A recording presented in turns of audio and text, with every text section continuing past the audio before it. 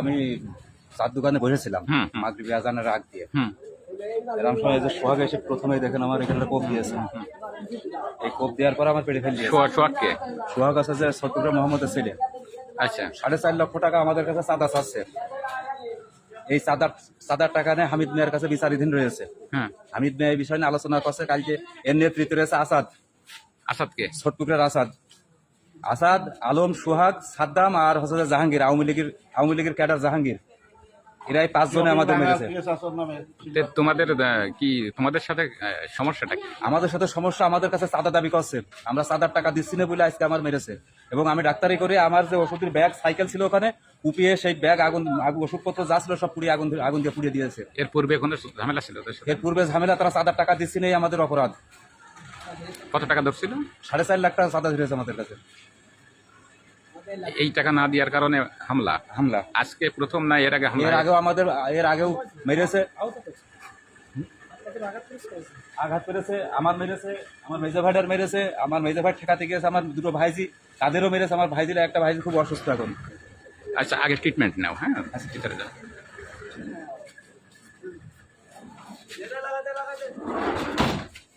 এইদিকে না,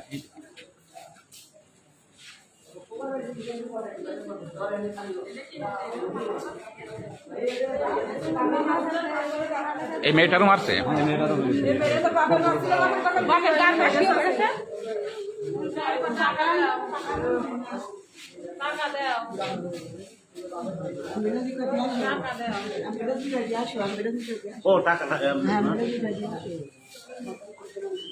এই ঘটনা কয়টার সময় হয়েছে?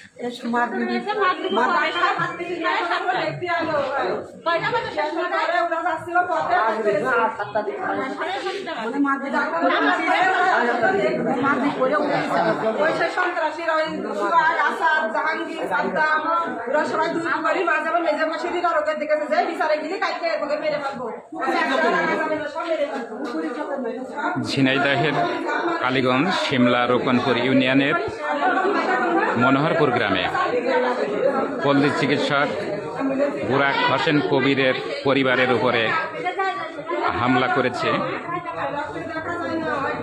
সোহাগ নামের একজনকে তারা অভিযোগ করছেন। কয়জন এই মার খেয়েছে? কয়জন?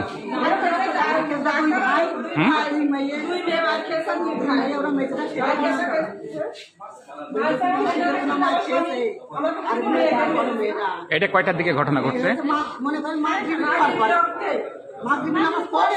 এই সোহাগদের সাথে সমস্যাটা কি? ওরা কয়জন? হ্যাঁ, কয়জন ছিল?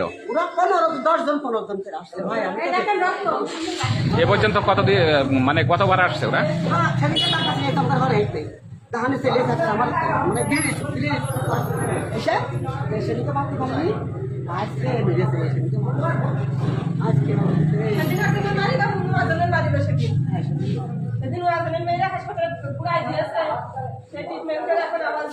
কে পুড়িয়ে দিয়েছে?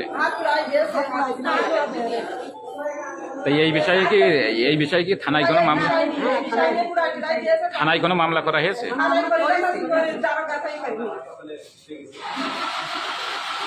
অভিযোগের কপিটা আছে?